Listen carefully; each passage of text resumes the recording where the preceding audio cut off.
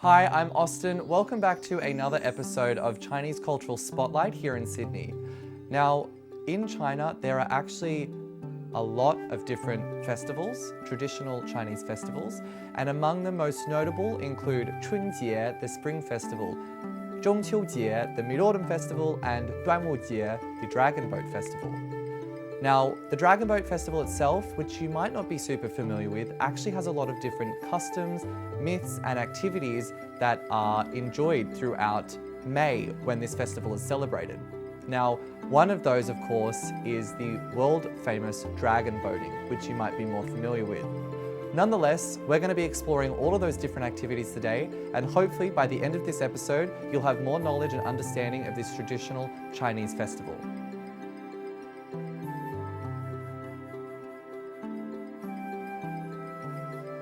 Now, me and Chef Du are here, and we're going to run through a really special treat, which is actually quite festive. As you can see down here on the table, we have some 粽子 right here. Yeah, 粽我们需要的材料，第一，竹叶用水泡的2-3个小时，然后呢，用这个糯米，加红豆，下面我教你怎么做。Okay.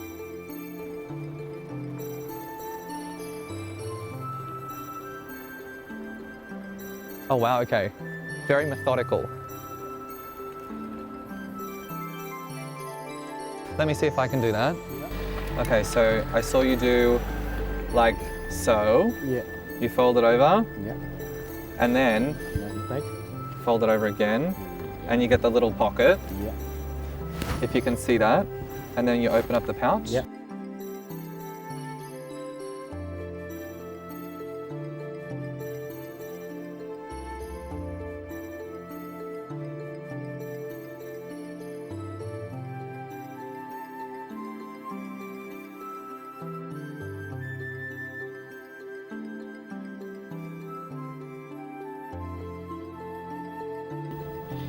And then what are we doing with the string? So here's the fun part. Now we've got to wrap it up and make sure it's really tight so it's going to stay together.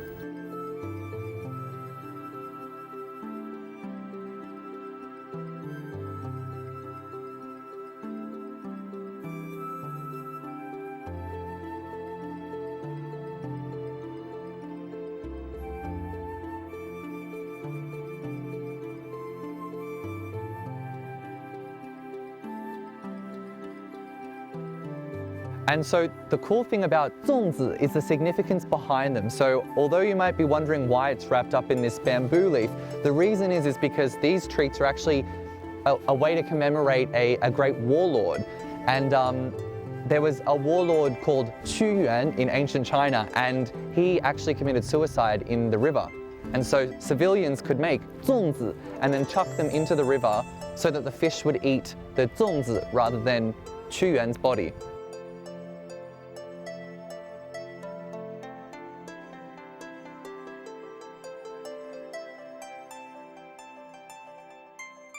We're also going to take a look at some of the classical Chinese knots, which you'll find on different decorations and throughout different Chinese festivals. They sort of look like this, and they're also used in particular during the Dragon Boat Festival or Duanwujie in China. And you can use these knots to create bracelets. And these are also used to ward off things like evil spirits and bring general prosperity and health. And don't worry, if these look a little bit complicated to you, there are also these devices like this, which beginners can use to tie the knots a little bit easier. So I'll definitely be using something like this, where you can just feed the knot through and it's much more easy and it has the guidance there for you.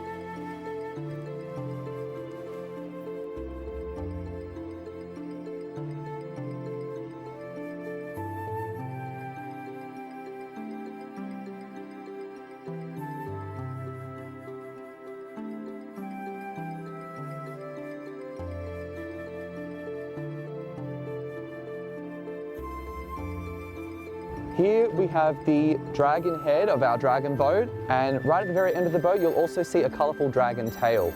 Now within China, these boats are used for competitions where people will come together and they'll have races in these dragon boats.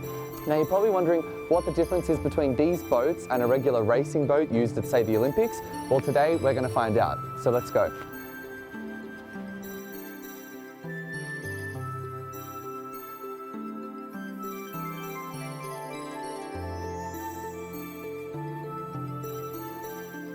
Now I'm joined here with Jun. Can you tell us the major difference between, I guess, regular rowing and dragon boating? A dragon boat holds 20 paddlers, and other rowing sports generally tend to be only 2 or 4, or the big rowing boats are 8. One of the big differences is that rowing, you hold the paddle horizontally and you're sweeping like this. This is your oar movement. Whether you're a kayak or a rowing boat, this is the movement. Right. In dragon boat paddling, it's vertical. Okay. You're paddling, you're sitting down and you're paddling like this. This is the way it happens. Are we able to have a bit of a go today? We are very, very conscious of safety at all times. When the wind is too strong, we do not take the boat out. Can we maybe have a go of paddling in our boat today? Well, maybe I'll be able to sit in the boat Okay. and show you how it could be done. Perfect. If it was a nice day.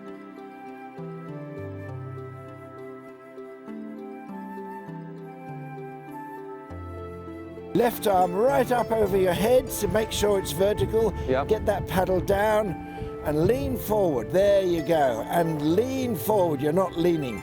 Like that? When you go forward. Now lean forward, then bring back. Okay, I see. Lean forward. Alrighty. Bring back. Okay. There. What a good movement.